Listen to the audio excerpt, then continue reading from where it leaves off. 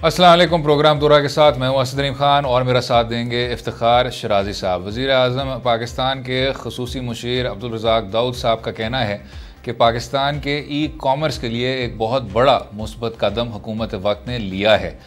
Amazon जो कि e commerce में दुनिया की सबसे बड़ी वेबसाइट है, वो पाकिस्तान को अपने सेल्स लिस्ट में शामिल करने को जा रही है, कुछ दिन में शामिल कर देगी, जिसकी वजह से पाकिस्तान के शहरी अमेज़ॉन के ज़रिए सेल्स कर सकेंगे। अब इसमें दो तीन नुकात सामने आते हैं। सबसे पहले तो क्या ये पाकिस्तान की मईशत के लिए, पाकिस्तान की ई कॉमर्स के लिए और जिस तरह रज़ाक दाऊद साहब ने जिक्र किया उसकी नौजवान नस्ल के लिए ये कितना मुस्बत कदम है, और दूसरा ये तब्दीली कितनी ज़्यादा तामीरी है। जो सवाल उठ रहे हैं कि अभी भी पाकिस्तान में रहते हुए कंज्यूमर्स को उस तरह मुस्तफ़ीद नहीं किया जा रहा। क्या अब ये वो पहला कदम होगा कि अमेज़ॉन की जो मार्केट है उसमें पाकिस्तान पूरी तौर पर शामिल हो सके। हमारे साथ हैं Pakistan warehouses association PASHA से उनका ताल्लुक़ है बरकान सईद साहब। बहुत बहुत शुक्रिया बरकान साहब शो में शामिल होने का, अपना कीमती वक्त देने का। सबसे पहले ये बताइएगा सर कि इस कदम से क्या कुछ तब्दील होने को जा रहा है, and is it that big reform जो कि पाकिस्तान तहरीक इंसाफ की हुकूमत इसको तस्वर करती है? फर्स्ट ऑफ ऑल जी, आई थिंक इसमें रिफॉर्म के पॉइंट ऑफ व्यू से इट्स मेनली ये एक लॉबिंग एफर्ट है जो कि मिनिस्ट्री ऑफ कॉमर्स, हमारा ट्रेड काउंसलेट जो लॉस एंजलिस में है उसका, और हमारे जो ओवरसीज़ पाकिस्तानी अमेज़ॉन के अंदर काम करें उनका एक एफर्ट है, जिसकी वजह से ये लॉबिंग एफर्ट है, जिसकी वजह से ये हुआ। ये मिनिस्ट्री ऑफ कॉमर्स के अंदर ये पॉइंट रेज़ किया गया कि हमारे सेलर्स जो हैं, पाशा की तरफ से भी रेज़ किया गया कि हमारे सेलर्स जो हैं वो अमेज़ॉन पे लिस्ट नहीं कर सकते। जस्ट फॉर एन एग्जांपल मैं आपको देता हूँ कि अमेज़ॉन पे तकरीबन 30 करोड़ के करीब अमेज़ॉन के यूज़र्स हैं जो वर्ल्ड वाइड अमेज़ॉन के ऊपर बाइंग करते हैं। और ये बिल्कुल समझ लें कि एक ऐसा स्टोर है जिस पे कोई भी बंदा $40 की सब्सक्रिप्शन दे के और अपनी ट्रांजैक्शन चार्जेस दे के अपनी मर्चेंडाइज, अपने प्रोडक्ट को बेच सकता है। और बहुत सारे पाकिस्तानी ऑलरेडी इस चीज़ में ट्रेनिंग ले रहे थे, लेकिन क्योंकि अकाउंट नहीं बना सकते थे तो इसलिए हमारे सेलर्स की मजबूरी होती थी कि वो यूएसए में कंपनियां खोलते थे अपने रिश्तेदारों के साथ, अपने रिलेटिव्स के साथ, अपने दोस्तों के साथ, उनको प्रॉफिट शेयरिंग देते थे और ये अकाउंट खोल के अपनी मर्चेंडाइज सेल करते थे। तो इसके बाद हमारे जितने मैन्युफैक्चरर्स हैं जो ऑलरेडी चीज़ें बना रहे हैं, और हमारे ज़्यादातर मैन्युफैक्चरर्स जो हैं वो डायरेक्ट होल सेल करते थे, क्योंकि हम लोग को पास एक्सेस नहीं थी डायरेक्ट यूएस कस्टमर की, क्योंकि अमेरिका में आपको ब्रांड चाहिए होता है। तो इससे ये होगा कि आपको एक अपॉर्चुनिटी मिल गई है कि आप अपनी ब्रांड बना के अमेज़ॉन पे बेच सकें और अपनी प्रोडक्ट की ब्रांड बना के उसको मार्केट करें अमेज़ॉन पे, और अमेज़ॉन के कस्टमर तक आप पहुँच जाएंगे। तो I think it's a very very big deal, because इससे तकरीबन 1 से 2 अरब डॉलर हमारी एक्सपोर्ट में ऐड हो सकता है नेक्स्ट फ्यू ईयर्स में, which I think is a huge thing going to be a huge thing for Pakistan. ये आपने दुरुस्त कहा और इस वक्त मेरे ख्याल में पाकिस्तान वैसे बड़ा एक्सपोर्ट हंगरी कंट्री है। हम तो चाह रहे हैं कि हमारे एक्सपोर्ट्स बढ़ें ताकि हम कोई डॉलर्स कमाएं, और जैसे कहा भी जा रहा है, मैंने एक रिपोर्ट पढ़ी है कि इसी अमेज़ॉन के नतीजे में भारत के जो छोटा कारोबारी तबका है उसने कोई 2 अरब डॉलर कमाए हैं। लेकिन साथ में ये भी कहा जा रहा है कि 2013 तक हम इस लिस्ट पे मौजूद थे और उस दौरान कुछ हमारे कारोबारी हजरात ने सिस्टम को चीट किया, जिसकी वजह से फिर हमें इस लिस्ट से हटा दिया गया। तो मैं ये जानने की कोशिश कर रहा हूँ कि जो पास्ट में जो कुछ हुआ और जिसकी बुनियाद पर हमें पनिश किया गया, तो इस बात की क्या ज़मानत होगी कि फ्यूचर में इस तरह की चीज़ें नहीं होंगी और पाकिस्तान इस लिस्ट पर रहेगा? इसकी गारंटी तो कोई नहीं है जी। इसके लिए हमें अपने लोगों को ट्रेन करना पड़ेगा, हमें एफर्ट करनी पड़ेगी, क्योंकि एक बड़ी अपॉर्चुनिटी है। हमें कोई ट्रेनिंग प्रोग्राम्स लोगों के बनाने पड़ेंगे। जिन लोगों ने अमेज़ॉन में ऑलरेडी सेलिंग कर रहे हैं उनको हमें एथिक्स, वैल्यूज़, क्वालिटी की ट्रेनिंग देनी पड़ेगी। एथिक्स भी हैं कि आप जो चीज़ बता रहे हैं क्या आप वही बेच रहे हैं या नहीं बेच रहे, या आप कोई फेक काउंटरफीट प्रोडक्ट्स तो नहीं बेच रहे, या आप जो चीज़, अगर आपकी चीज़ जो अमेज़ॉन के रूल्स के मुताबिक कंप्लाई नहीं करती। तो हमारे जो बड़े इंडस्ट्रिस्ट हैं वो तो इन चीज़ों का ख्याल रखते हैं, क्योंकि वो उनको आइडिया है ग्लोबल मार्केट का, ग्लोबल चीज़ों का। हमारे जो यंग लोग हैं, क्योंकि इसमें यंग लोगों का रोल बड़ा इंपॉर्टेंट हो जाता है, क्योंकि हमारे ट्रेडिशनल मैन्युफैक्चरिंग के लोग जो हैं वो टेक्नोलॉजी को नहीं समझते, उनको यंग लोग रखने पड़ते हैं जो ये बेचते हैं। तो उनका एक कम्बिनेशन बनेगा इसके अंदर जो एक सक्सेस लेके आएगा।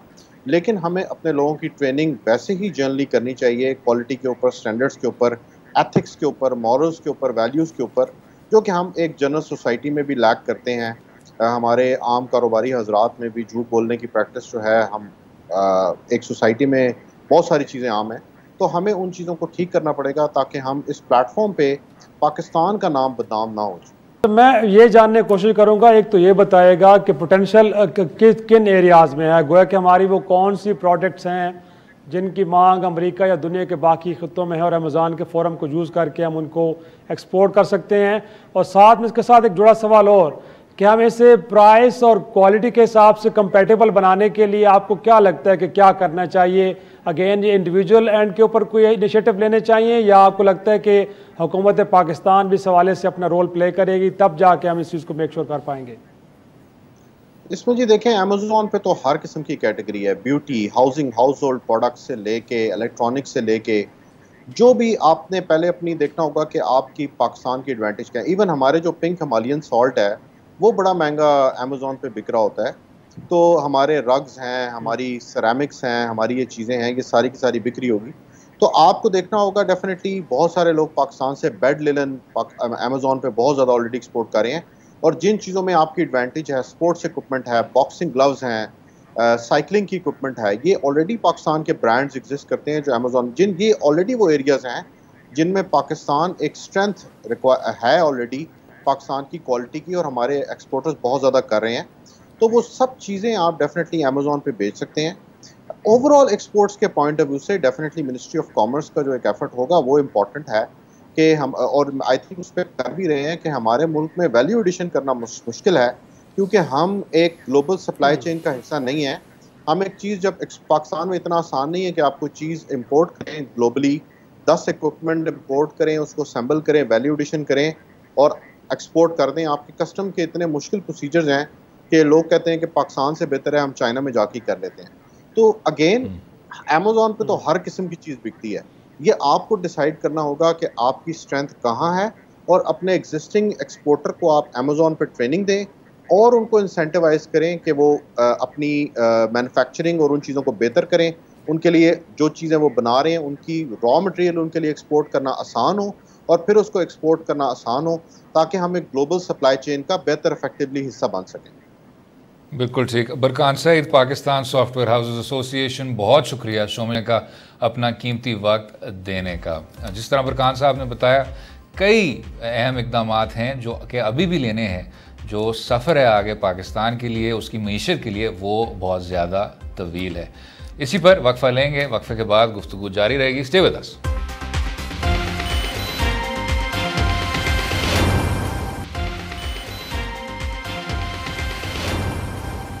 Welcome back to Do Raye. गुज़िश्ता दिनों पाकिस्तान को एक नए वज़ीर ख़जाना तकर्रर होते हुए नज़र आए। शौकत तरीन साहब, जो कि पाकिस्तान पीपल्स पार्टी के दौर से एसोसिएट होते हैं, उनका IMF के साथ जो ताल्लुक़ था वो हुकूमत वक्त ने बार बार एम्फसाइज़ किया। और पिछले दिन शौकत तरीन साहब का IMF के साथ रीनेगोशिएशंस के मुतालिक भी कुछ बयानात सामने आए, वो ज़रा सुन लेते हैं। हमारा जो ये IMF प्रोग्राम था, ये काफ़ी डिफ़िकल्ट था। इसमें उन्होंने फ्रंट लोडिंग कर दी सारी की सारी, और ऐसी कंडीशंस डाल दी जो कि जिसकी एक पॉलिटिकल कॉस्ट भी होती है। हमारा आम आदमी जो है वो बिल्कुल तंग आ चुका है, ये सारी महंगाई महंगाई महंगाई। इंशाल्लाह चाहेंगे कि हम रेवेन्यू जो है उसके जो वो कह रहे हैं उसके करीब करीब ले जाएं, लेकिन उसकी उनकी तरह ना ले जाए ना जिस तरह वो कह रहे हैं। एग्जाम्पशन को ख़त्म कर दो, इसको ख़त्म कर दो, वो ख़त्म कर दो, मार धाड़ हमने नहीं करनी। शौकत तरीन साहब का ये भी कहना था कि हम टैक्सेस में ज़्यादा इजाफा नहीं कर सकते और IMF को हमारी भी मजबूरियों को महसूस करना पड़ेगा। अब इस सब पर बात करने के लिए हमारे साथ हैं सीनियर सहाफ़ी, फिलैंथ्रोपिस्ट। उनका मईशत और इक़्तिसादी अमूर पर भी गहरी नज़र रहती है। फ़रहान बुखारी साहब, बहुत बहुत शुक्रिया फ़रहान साहब शो में शामिल होने का, अपना कीमती वक्त देने का। हमेशा आपकी राय से हम मुस्तफ़ीद होते हैं। सर, आपका ही कॉलम में पढ़ रहा था पाकिस्तान कोविड इकॉनमी, जिसमें आपने कहा कि दो बुनियादी नुकात हैं जिनकी वजह से हम ये नहीं कह सकते कि पाकिस्तान की मईशत पूरी तौर पर रिकवर हो रही है या एक बहुत मुश्किल सूरत हाल से गुजर चुकी है। एक के जो मीशत में ग्रोथ है वो बहुत ज़्यादा मॉडेस्ट है, उस रफ्तार पे नहीं है जिस तरह उसको होना चाहिए, और साथ में वो बुनियादी इस्लाहात नहीं किए जा रहे जो कि करने वाले हैं। क्या राय रखते हैं फरहान साहब और शौकत तरीन साहब के बयानात को सामने रखते हुए सर, और क्या कुछ किया जा सकता है? पिछले 2.5-3 साल में मुल्क में जो सबसे बड़ा आम लोगों के लिए बहरान रहा है वो खाने पीने की अशिया के हवाले से है, और इसके पीछे जो एक बड़ा बहरान है वो मुल्की ज़राअत के हवाले से है। यानी ज़रई मईशत पाकिस्तान की जो पिछली 2.5-3 साल में जिस तरह मुतासर हुई है, मेरे ख्याल में माजी में साल में इसकी कोई नज़ीर नहीं मिलती। उसकी वजह से आम लोगों की ज़िंदगियों पे एक बहुत मुश्किल एक सूरत हाल नमूदार हुई है, और इसलिए मैं समझता हूँ कि फिलफोर इमरजेंसी बुनियाद पे सबसे पहले तो मईशत के जिस पहलू को संभालने की ज़रूरत है वो ज़राअत है। मुल्क की 60% से ज़्यादा आबादी देहाती इलाकों में रहती है, ये आदाद शुमार हमें बताते हैं, और अगर उनकी जेबें खाली होंगे जो कि बज़ाहिर एक सूरत हाल नज़र आ रही है, तो फिर मुल्क की मईशत का पहिया नहीं चल सकता। तो सबसे पहले शॉर्ट टर्म में तो आपको ज़रूरी मईशत को संभालना है। उसके साथ ही साथ जो शौकत तरीन साहब ने आके ये बात की है कि पाकिस्तान की शरह नमू यानी ग्रोथ को 5 से 7% तक ले जाने की ज़रूरत है, ये एक बुनियादी तौर पे बहुत अच्छा यू टर्न है उस पॉलिसी से जो कि 2.5-3 साल से अपनाई जा रही है कि गुज़िश्ता साल भी और इस मौजूदा साल में जो शरह नमू है वो मुल्क की पॉपुलेशन ग्रोथ यानी आबादी की जो रफ्तार, जिस रफ्तार से हमारी मुल्क की आबादी बढ़ रही है, तकरीबन उतनी है या उससे कम है।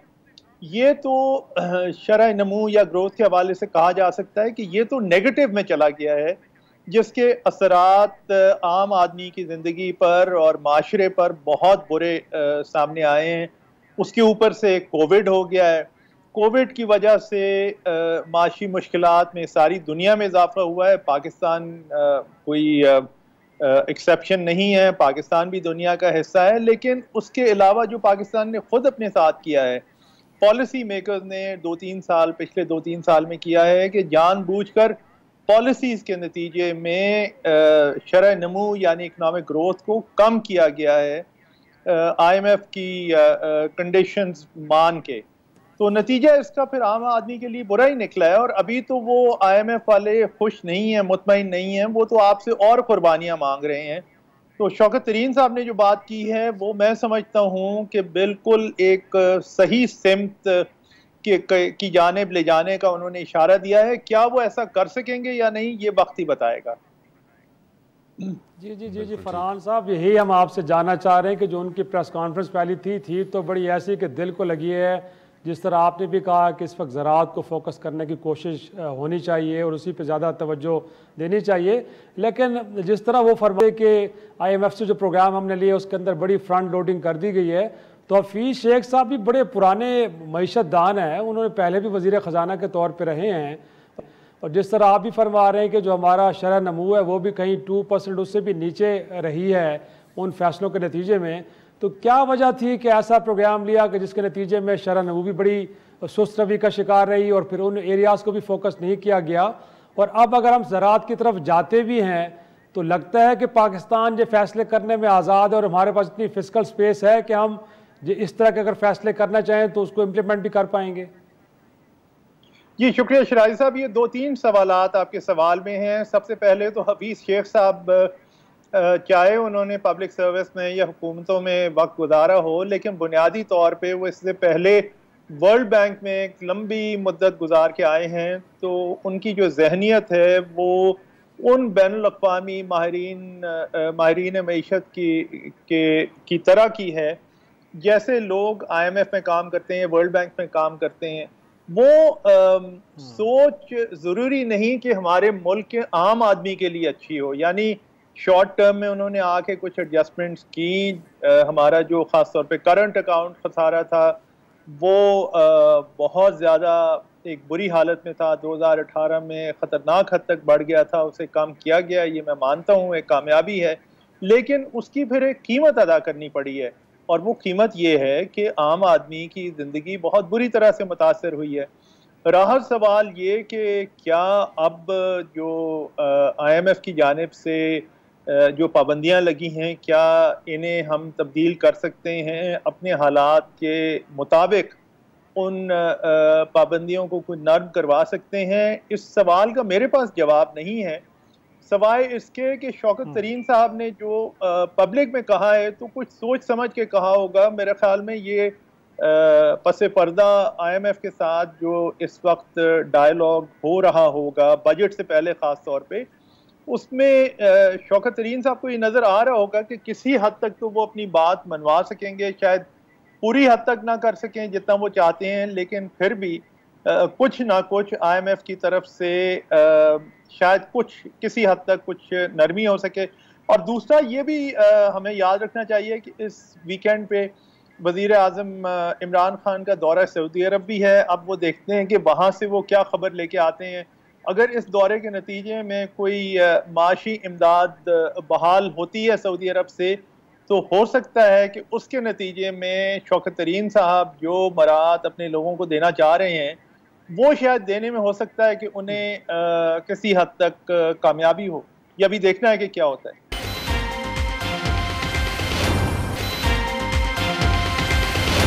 फरहान बुखारी साहब, आपने अभी जिक्र किया हफीज़ शेख साहब का जो वर्ल्ड बैंक में तजर्बा था, और साथ में जो पाकिस्तान में एक वाज़ेह मसला होता है बैनुल-अक़वामी माली अदारों के साथ, जो उनको एक ताल्लुक़ आगे चलाना होता है, बढ़ाना होता है। सर, जो हर हुकूमत को एक बहरान से गुज़रना होता है बैलेंस ऑफ पेमेंट्स के बहरान के हवाले से, और उसके साथ साथ IMF के शिकंजे में रहने का, वो लॉन्ग टर्म इस्लाहात कौन से हैं सर जो कि किए जा सकते हैं कि पाकिस्तान को IMF से, तमाम बैनुल-अक़वामी माली अदारों की अमदाद से अब निजात हासिल हो, और जो ख़ित्ते में चाहे हिंदुस्तान की निस्बत हो चाहे बांग्लादेश की निस्बत हो, सबसे ज़्यादा पाकिस्तान IMF के पास गया है, IMF से इस तरह के लोन्स के एक तरह से शिकंजे में फंसा रहा है। किस तरह देखते हैं? जी देखिए, इसका कोई फौरी हल तो है नहीं, क्योंकि पाकिस्तान IMF का साल से क्लाइंट रहा है। ये कहानी आज की नहीं है, पिछले 30-40 साल या उससे ज़्यादा अरसे की है। तो अगर हम ये देखें कि जी अगले 6 महीने में हमारी जान छूट जाएगी, तो ऐसा मुमकिन नहीं है। लेकिन पाकिस्तान को अपनी बका, सलामती और बेहतर मुस्तकबिल के लिए कुछ फैसले करने चाहिए जो कि पाकिस्तान ने नहीं किए। मोटी सी बात यह है कि पाकिस्तान की जो सरकारी इदारे हैं, यानी पब्लिक सेक्टर में जितनी कंपनीज हैं, चाहे वो PIA हो, चाहे स्टील मिल्स हो, चाहे वो रेलवे हो, चाहे दूसरी ऐसे कारोबार हैं, इन कारोबारों में तो वक्त ने और हालात ने ये साबित किया है कि हुकूमत को कभी पढ़ना ही नहीं चाहिए था। हुकूमत क्यों पढ़ी खुदा बेहतर जानता है, लेकिन बहरहाल हमारी अपनी गलतियां भी हैं। जितना जल्दी पब्लिक सेक्टर की इन कंपनीज में से जितनी कंपनीज को से जान छुड़वाई जा सके, कम से कम हर साल जो इनका खसारा जो हुकूमत बर्दाश्त करती है, और उस खसारे को आपकी और मेरी जेब से पूरा किया जाता है, नए नए टैक्सेस लगाए जाते हैं, पुराने टैक्सेस बढ़ाए जाते हैं, वो सिलसिला तो कम से कम किसी हद तक काबू में आना चाहिए। अब PIA की मिसाल देख लीजिए, आजकल फिर बात हो रही है कि जी हम उसे बेल आउट करेंगे और पता नहीं 2023 तक हम इसे अपने पाँव पे खड़ा कर देंगे। ऐसी भी इतलात हाल ही में आई हैं। लोग तारीख भूल जाते हैं। हर हुकूमत ने, और ये आप जाके तारीख देख लीजिए, पाकिस्तान की हर हुकूमत ने कम से कम एक दफ़ा या एक से ज़्यादा दफ़ा PIA को बेल आउट किया है। ये आखिर क्यों हुआ है? क्या इससे ये साबित नहीं होता कि हुकूमती बेल आउट्स कितने भी हों, PIA एक ऐसा इदारा है ही नहीं कि वो सरकारी सेक्टर में रख के उसे कभी कामयाबी से उसे प्रॉफिटेबल बनाया जा सके। स्टील मिल की भी कहानी यही है, साल से चली आ रही है। कभी किसी कराची के ग्रुप की या वेस्टेड इंटरेस्ट की बात होती है, कभी दूसरे की बात होती है। इस वजह से वो एक दफ़ा प्रेसिडेंट मुशर्रफ के ज़माने में निजकारी की भी कोशिश हुई थी, लेकिन वो नाकाम हुई बदकिस्मती से।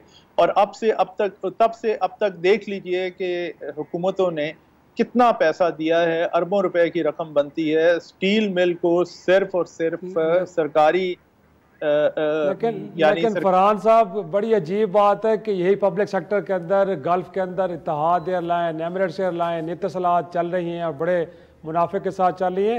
लेकिन एक बात जो और शौकत तरीन साहब ने कही है वो ये कि अगले 10 सालों में वो जो टैक्स टू GDP रेशो है उसको 20% तक ले जाने की कोशिश वो कर रहे हैं और कह रहे हैं कि बेस बढ़ाया जाए। तो आपको लगता है सर, बात हम हर दफ़ा सुनते हैं, हर हुकूमत जो कहती है कि जी बेस बढ़ना चाहिए, गोया कि जो इस नेट के अंदर लोग हैं उनकी तादाद को बढ़ाना चाहिए कि जो मौजूद है इनके ऊपर मज़ीद बोझ डाला जाए, बट कामयाबी नहीं हो पाती। खराबी है कहाँ पे? कौन सा वो नुक्ता है जिसको एड्रेस नहीं किया जाता, जिसकी बुनियाद पे जो बेस है वो नहीं बढ़ पाता? ये मुख्तसर ये आपने शुरू में चूंकि इत्तेहाद और एमिरेट्स एयरलाइंस का जिक्र किया, मैं ये भी यहाँ कहता चलूँ कि देखिए वहाँ पे तेल है, वहाँ पे ज़राए बहुत ज़्यादा हैं हमारे मुकाबले में, वो हुकूमतें अफोर्ड कर सकती हैं, उनका वो मसला, वो बहरान नहीं है। हम तो मांगे तांगे पे गुजारा कर रहे हैं, हम तो अपने कर्जे लेकर पुराने कर्जों के पैसे वापस दे के एक ज़माने में होता था, अब तो उससे आगे चली गई है बात। तो हमारी मईशत इतनी सेहतमंद नहीं है कि हम इस किस्म की शाह खर्चियाँ बर्दाश्त करें। अच्छा, दूसरा जो आपने जो सवाल किया है, जो आपके सवाल की नौयत है कि टैक्स टू GDP रेशो बढ़ाने की बात तो कई दफ़ा हो चुकी है। शौकत तरीन साहब खुद जब पिछली दफ़ा पीपल्स पार्टी गवर्नमेंट में वज़ीर ख़जाना थे तो तब उन्होंने रिकॉर्ड पे ये कहा था कि पाकिस्तान को ज़रूरत इस बात की है कि हर साल 1% ऑफ GDP बढ़ा के 5 साल में, यानी जो PPP का टेन्योर है उसके 5 साल में 10% से 15% तक ले जाएं। लेकिन मसला बुनियादी ये है कि मुल्क में अभी तक कोई ऐसी हुकूमत नहीं आई जो कि मुल्क में जो वेस्टेड इंटरेस्ट हैं उन्हें काबू कर सके। अब देखिए ना, आजकल लॉकडाउन की जो बात हो रही है, अब मैं कल ही देख रहा था वो ऐलान हुआ है ऑल पाकिस्तान अंजुमन ताजरान का कि जनाब हम चांद रात तक अपना या तो कारोबार खुला रखेंगे या हुकूमत हमें रिलीफ दे। भाई, इस वक्त मुल्क में तबाही आई हुई है, ये कोविड का मामला जो है ये इंतहाई ख़तरनाक है और इस सदी में या पिछली सदी में लोग कहते हैं कि सबसे ख़तरनाक मामलात में से एक मामला है। और इसमें आप मराहत मांग रहे हैं एक ऐसी हुकूमत से जो कि अपना टैक्स का हदफ पूरा नहीं कर पा रही। आखिर ये क्या आप बात कर रहे हैं और क्यों आपको मराहत दी जाए और क्यों आप ये जो लॉकडाउन हो रहा है इंसानी जानें बचाने के लिए, इसमें आप क्यों नहीं कुर्बानी दे सकते? इस किस्म के मामलात पे जब भी हुकूमतें कमज़ोर पड़ जाती हैं तो फिर उससे एक बुरी सूरत हाल में मज़ीद इजाफा होता है, क्योंकि इसमें यह साबित होता है कि पाकिस्तान की मुमलिकत इतनी कमज़ोर हो गई है कि वो वेस्टेड इंटरेस्ट का मुकाबला करने से कासिर है और इसलिए मुल्क में इस्लाहात कामयाबी से नहीं हो पाए। बिल्कुल ठीक। फरहान बुखारी साहब, सीनियर सहाफ़ी, बहुत शो में शामिल होने का, अपना कीमती वक्त हमें देने का। इसी पर वक्फा लेंगे, वक्फे के बाद गुफ्तगू जारी रहेगी। स्टे विद अस।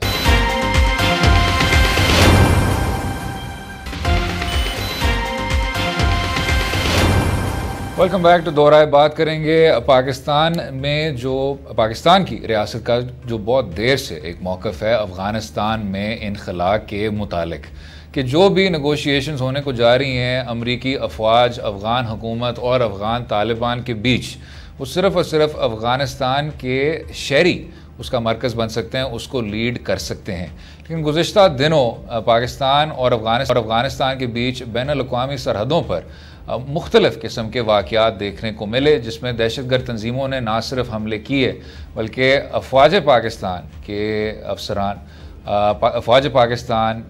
के अफसरान ना सिर्फ शहीद हुए, ज़ख़म हुए।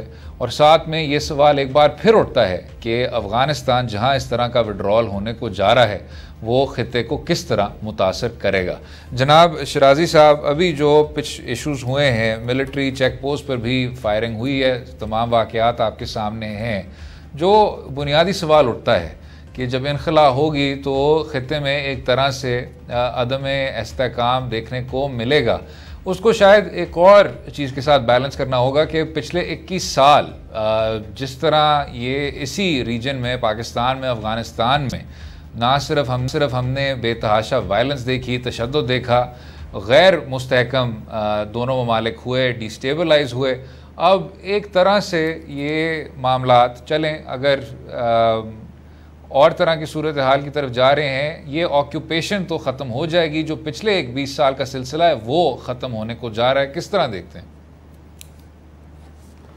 बिल्कुल, एक तो जो रिसेंट इंसिडेंट्स हुए हैं पाक अफगान बॉर्डर पे, ये बिलखुसूस जो बाढ़ पाकिस्तान लगा रहा है इस सारी सरहद के ऊपर, ये उससे रिलेटेड भी थे। और जाहिर सी बात है, आपको पता है कि डे फर्स्ट से जब से पाकिस्तान ने इकदाम लिया है कि सरहद पार दहशतगर्दों की जो आमद रफ्त है उसको रोकने के लिए बाढ़ भी एक मौसर टूल साबित हो सकती है, तो मेरा ख़्याल में उसके अगेंस्ट बड़ी रेजिस्टेंस आ रही है।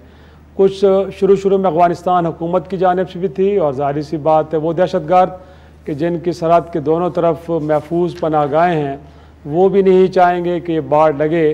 तो इसीलिए इस हवाले से इंसिडेंट्स होते रहते हैं और उसमें हमारे जवान भी शहीद होते हैं, लेकिन ये प्रोसेस आगे बढ़ रहा है और हम उम्मीद करते हैं कि ये बाढ़ का सिलसिला जब मुकम्मल हो जाएगा तो उसके पहले भी बड़े अच्छे नताइज सामने आए हैं कि उससे दहशतगर्दी के अंदर बड़ी वाज़ हद तक कमी आई है। तो आगे चल के भी दहशतगर्दों की जो आमद और रफ्त है उसको रोकने में बड़ी मदद मिलेगी। रह गया मामला ये कि अगरचे मई में नहीं तो अब सितंबर की बात हो रही है, बट वहाँ से अमेरिका और उसकी इत्तेहादी अफवाज का इनखला होने जा रहा है और यकीनी तौर पे पूरी दुनिया की नज़रें इस वक्त अफ़गानिस्तान पे लगी हैं कि जब वहाँ से इत्तेहादी अफवाज चली जाएंगी तो उसके बाद का सिनेरियो क्या होगा। क्या तालिबान के साथ जो मुआहदे हुए हैं, क्या वो उन मुआहदों की पासदारी करेंगे और फिर एक पॉलिटिकल प्रोसेस में शरीक होंगे, या फिर वहाँ पे जो तशद्दुद और वायलेंस का एलिमेंट है वो ज़्यादा विजिबल हो जाएगा और एक खाना जंगी की फ़िज़ा पैदा हो जाएगी, जिससे पहले भी हमने अफ़गानिस्तान में देखी है। तो मेरा ख़्याल में इस हवाले से जहाँ ख़ुद अफ़गानिस्तान के अंदर जो लोग हैं उनकी ज़िम्मेदारी सबसे ज़्यादा बनती है कि वो इन मुआहदों की पासदारी करें और बड़े पुरसकून अंदाज में आगे बढ़ें। वहाँ पे जो ख़ित्ते के दीगर ममालिक हैं, बिलखुसूस पाकिस्तान, उसके साथ मेरा ख़्याल में ईरान और इसी तरह हिंदुस्तान, या हम चीन की बात करें, रूस की बात करें, तो मेरा ख़्याल में क्योंकि कल को अगर ताल्लुक हालात बेहतर रहते हैं तो इसके बेनिफिशरी जहाँ पे अफ़गानिस्तान के अवाम होंगे वहाँ पे ख़ित्ते के ये ममालिक भी ज़रूर होंगे। और अगर यहाँ पे हालात में बिगाड़ पैदा होती है तो यकीनी तौर पे जहाँ नुकसान अफ़गान अवाम का होगा वहाँ पे ख़ित्ते के दीगर ममालिक का भी बहुत बड़ा नुकसान होगा। बहरहाल क्योंकि कहा जाता है कि सेंट्रल एशियन स्टेट्स और फिर पाकिस्तान, ईरान, चीन और हिंदुस्तान के दरमियान जो ट्रेड का एक रूट बनता है वो अफ़गानिस्तान ही है। तो पीसफुल अफ़गानिस्तान मेरे ख़्याल में ख़ित्ते के तमाम ममालिक के लिए बड़ा इंपॉर्टेंट है। तो ऐसे में कि जब अमेरिका और उसके इत्तेहादी, यूरोपीय इत्तेहादी यहाँ से जा रहे हैं तो सिंसेरिटी का जो एलिमेंट है वो यहाँ पे बड़ा एक विजिबल नज़र आना चाहिए। एक तो ये है कि जो हमने अपनी एक स्टेटेड पॉलिसी हमारी है कि हम समझते हैं कि अफ़गानिस्तान के मसले का अवाम अफ़गानिस्तान के अंदर से हो और वहाँ के अवाम की मर्ज़ी से हो। तो ख़ित्ते के ममालिक को जो सबसे बड़ा रोल प्ले करना है कि उन्होंने कोई अपनी मर्ज़ी इम्पोज नहीं करनी अफ़गान अवाम पे, उनको इस बात की एक स्पेस देनी है, खुली जगह देनी है कि वो अपनी मर्ज़ी से अपने फ़ैसले करें। और जहाँ जहाँ उनको फ़ैसला साजी में ख़ित्ते के ममालिक बिलखुसूस पाकिस्तान हो, ईरान हो, रूस हो या दीगर ममालिक की मदद दरकार है वहाँ पे उनको भरपूर मदद दी जाए। तो मेरा ख़्याल में यही रोल बनता है। अगर हम एक अच्छे सिनेरियो की बात करें तो वो यही है, लेकिन आपको ये मालूम होना चाहिए कि माजी में जब भी पीस प्रोसेस आगे बढ़ा है उसमें रखना डालने के लिए बड़ी जो है वो ताकतें मौजूद रही हैं। वो ख़ुद शिदत पसंदों की शक्ल में भी रही हैं, वो ममालिक की शक्ल में भी रही हैं। तो मेरा ख़्याल में अगर वो ताकतें उनको मिल के शिकस्त दे दी गई तो फिर मैं नहीं समझता कि जो इस वक्त अफ़गानिस्तान में एक अमन की सूरत हाल को देखा जा रहा है वो मुमकिन ना हो। लेकिन अगर बहुत सारे ममालिक भी उन ताकतों के आलाकार बने या उनके साथ खड़े हो गए और एक दूसरे के ख़िलाफ़ एक प्रॉक्सी की जो माहौल है वो फिर से शुरू हो गया, तो फिर मैं समझता हूँ कि सूरत हाल जो इससे पहले अफ़गानिस्तान हमने देखी उससे भी ज़्यादा कहीं अबतर हो सकती है और यकीनी तौर पे वो हमारे लिए परेशान कुन होगी, इसमें कोई शक नहीं। बिल्कुल ठीक जनाब, इसी नुक्ते पर कंक्लूड करते हैं। आपको आज का प्रोग्राम पसंद आया होगा। मुझे शराजी साहब को अपनी राय से भी आगाह कीजिए। अगले हफ्ते तक इजाज़त लेते हैं। खुदा हाफ़िज़।